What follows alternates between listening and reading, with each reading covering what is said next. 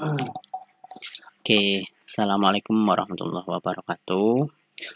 Hari ini kita akan belajar fisika sesuai harapan Pak Nadi kemarin bahwa Pak Nadi harapkan hari ini kalian sudah mempunyai SPU ya.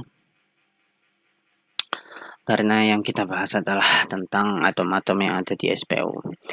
Yang pertama adalah nomor atom dan nomor massa.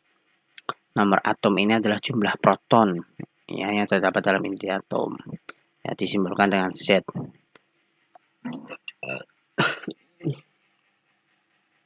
Kalau dalam suatu atom yang bersifat netral, nomor atom Z ini juga berfungsi sebagai jumlah elektron. Kemudian nomor massa adalah jumlah proton dan jumlah neutron dalam suatu atom. Ya, jadi nomor massa ini adalah jumlah proton tambah jumlah neutron.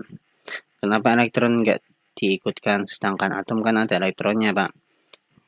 Massa atom massa elektron ini di dalam atom sangat kecil dibandingkan massa neutron ataupun massa proton, sehingga bisa diabaikan seperti itu. Nah, jadi ketika di SPU ada yang namanya simbol atom X seperti itu ya. Ini adalah lambang atom atau simbol atom. Kemudian A di sini adalah nomor massa dan Z adalah nomor atom. Jangan sampai kebalik ya. Nomor massa di atas, nomor atom di bawah. Seperti itu. Kemudian pada atom yang bermuatan biasanya muatan itu kan bermuatan ada positif dan negatif ya. Biasanya jumlah proton dan elektronnya tidak sama. Ya, kalau sama itu berarti sifatnya atomnya sifatnya netral seperti itu. Nah, sekarang kita akan bahas isotop, isobar dan isoton. Nah, isotop itu adalah mencari atom-atom yang memiliki nomor atom sama, tetapi nomor massanya berbeda seperti itu. Nah, nomor atom itu di bawah ya. Kita lihat isotop hidrogen ya, H1 ya. Ini H1 lagi seperti itu. Isotop karbon juga kita lihat di bawahnya sama, meskipun nomor masanya berbeda seperti itu. Isotop oksigen sama, isotop neon juga sama seperti itu. Sekarang isobar. Isobar adalah nomor massa yang sama ya, tetapi memiliki nomor atom yang berbeda. Contoh ini C dengan N ya. 14,6, ini adalah 14,7. Nomor massanya sama 14, sama-sama 14, atau Na dan Mg. Nomor massanya sama-sama 24 seperti itu. Isoton ya, isoton di sini kita mencari jumlah neutron yang sama, tapi memiliki nomor atom yang berbeda. Kita mencari jumlah neutron yang sama dari mana? P dan S ini memiliki ikatan isoton karena neutronnya sama. Jumlah neutron kita bisa mencari dengan 31 dikurangi 15, yaitu 16. 32 dikurangi 16 juga sama-sama 16, maka itu sama-sama isoton seperti itu. Kita ke ini dulu, bilangan kuantum dulu biar kita tahu dalam atom itu ternyata terdapat kulit dan subkulit dan sebagainya seperti itu ya. Oke, bilangan kuantum ya.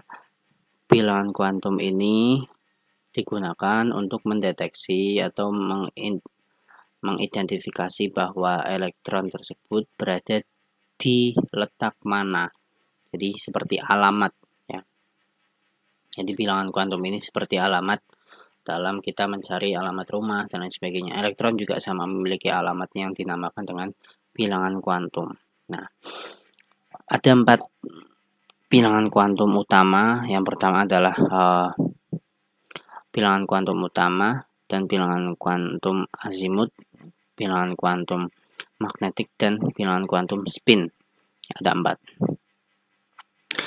Bilangan kuantum utama atau N ini ya, ini menunjukkan bahwa elektron itu berada di kulit mana. Kulit atom itu ya ada K, L, M, N ya, dimulai dari K, L, M, N dan seterusnya. Kalau K, N-nya berarti 1, L itu adalah 2, M itu 3, N 4 dan seterusnya seperti itu. Yang pertama, kita harus tahu elektron itu berada di kulit mana. Seperti itu.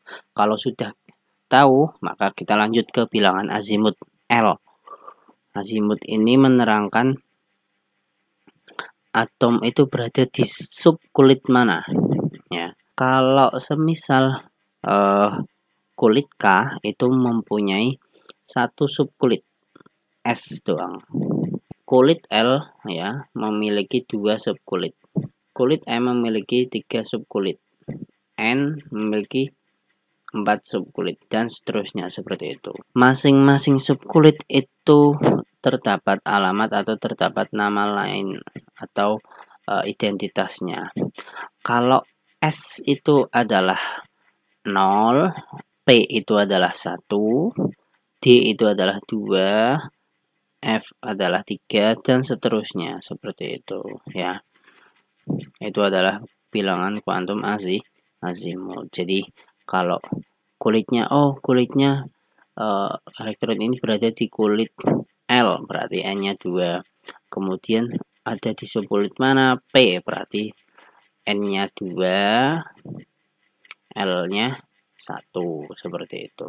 Lanjut, setelah kita tahu ada di subkulit mana, lanjut ke bilangan kuantum magnetiknya. Nah, bilangan kuantum magnetik ini ya menerangkan bahwa ternyata di subkulit itu ada ruang-ruang yang terbagi. S ini hanya memiliki 1 ruang, P ini memiliki 3 ruang, D ini memiliki 5 ruang, F ini memiliki 7 ruang, dan seterusnya seperti itu ya. Jumlah ruang dari subkulit itu ditandai dari jumlah L yang tadi. Semisal P itu kan tadi 1 ya, P itu tadi kan 1. Maka ruang-ruangnya dinamai dari min L sampai plus L ya, berarti M-nya nanti ada min 1, 0, plus 1 ya. Misal nih, jika L-nya 2, maka nilai M-nya dari min 2 sampai plus 2 berarti ada 5 orbital ya, seperti itu, atau ada 5 ruang seperti itu. Nah, lebih jelasnya bisa dilihat hubungan antara N, L, dan M ya, bisa dilihat di sini, atau bisa lihat kalian di LKS masing-masing ya. Lanjut, yang terakhir ini adalah bilangan kuantum S ya. S ini hanya menunjukkan arah orbital saja ya. Kalau semisal arahnya ke atas ya, arahnya ke atas ya, arahnya ke atas, nanti dia S-nya positif setengah. Nah, kalau ke bawah dia negatif setengah seperti itu. Nah, setelah mengetahui kulit, subkulit, ruang, dan orbital, baru kita ke konfigurasi elektron. Nah, konfigurasi elektron ini menerangkan bahwa peletakan elektron itu juga ada aturannya. Ya, nah, ada beberapa aturan tentang penerapan tentang konfigurasi elektron. Yang pertama, asas Aufbau ya, pengisian orbital dari subkulit yang tingkat energinya rendah ya, tingkat energinya rendah. Energinya rendah biasanya itu dari kulit pertama, kedua, ketiga, ya, keempat dan lain sebagainya. Ya, pengisiannya ke sini dulu, terus lanjut ke sini, dari sini nanti lanjut ke sini, kemudian ini juga lanjut ke sini.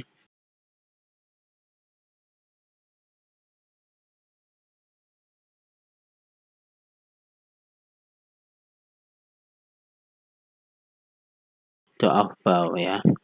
Contohnya ini ya. B4 itu 1S2 2S2, Na11 1S2 2S2 2P6 3S1 ya. Yang kedua adalah larangan Pauli, bahwa Wolfgang Pauli menyatakan bahwa tidak ada 2 elektron dalam satu atom yang boleh mempunyai keempat bilangan kuantum yang sama. Sekedar informasi bahwa satu ruang di subkulit tadi ya maksimal hanya bisa diisi 2 elektron dengan arah orbital yang berbeda seperti itu, sehingga nanti akan menghasilkan keempat bilangan kuantum yang berbeda juga seperti itu. Oke, lanjut ke kaidahan.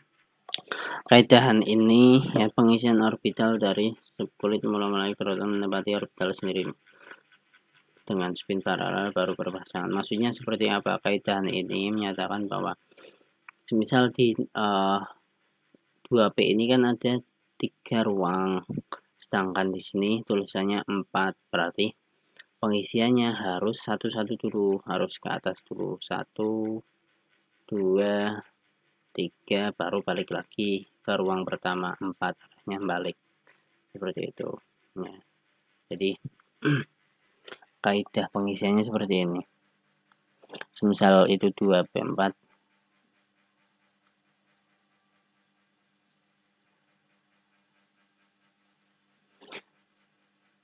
2P4 ini pengisiannya harus ke atas dulu semuanya ya, diisi semua dulu masing-masing ruang. Sudah 3, baru kita balik lagi ke sini. Nah, ini adalah 2P4 seperti itu ya, gambarannya seperti itu. Oke, lanjut. Oke, kita langsung loncat ke yang ketiga ini, sama angka 4, penulisan konfigurasi elektron ion. Bahwa ketika konfigurasi elektron ion berarti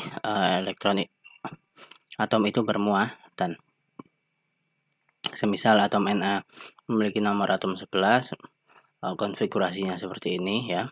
Nah, begini ini.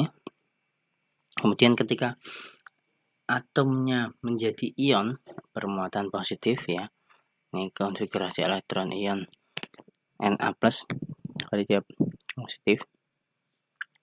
Kalau misal dia positif berarti dia melepaskan elektron, maka 3S di sini ya, 3S1 ini dilepas, maka sisanya ini ya, sisanya 1S2, 2S2, 2P6 kayak gitu.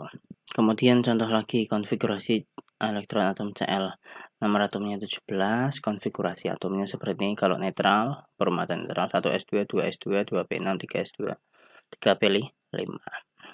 Konfigurasi elektron ion Cl- ya, Cl- artinya kalau berarti dia menerima 1 elektron. Ini Na+ tadi berarti melepaskan 1 elektron ya, berarti dia ini Cl ini menerima 1 elektron, sehingga yang di belakang yang tadinya 3P5 menjadi 3P6 seperti itu ya. Itu untuk konfigurasi elektron ion. Kemudian lanjut ke subkulit D, cenderung dipenuhi D10 atau setengah D penuh. Kalau misal sampai tekan subkulit D ya, subkulit D ini lebih cenderung pengennya D10 atau D5 aja. Dia nggak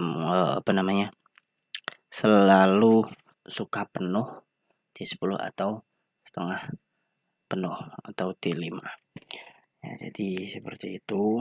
Oh ya, ini juga penting nih, sebentar. Nah, untuk penulisan dengan konfigurasi gas mulia ini biasanya ada penggantian ya. Contoh Ca20 ya, Ca20 ini konfigurasinya seperti ini ya. Sedangkan gas mulia nanti dilihat di golongan 8A, itu adalah gas mulia. Nah, dari 1S2 sampai 3P6 itu adalah konfigurasi dari AR atau gas mulia argon ya, atau nomor atomnya 18 ini. Maka dari konfigurasi Ca ini dari 1S2 sampai 3P6 diganti dengan AR. Selain itu ditulis kembali 4S2 seperti itu. Mungkin itu dulu untuk materi hari ini. Silahkan untuk mendalami materi, sambil mendalami materi bisa dikerjakan LKS-nya halaman 31, review dan penerapan 3. Seperti itu ya. Terima kasih. Kurang lebihnya mohon maaf. Assalamualaikum warahmatullahi wabarakatuh.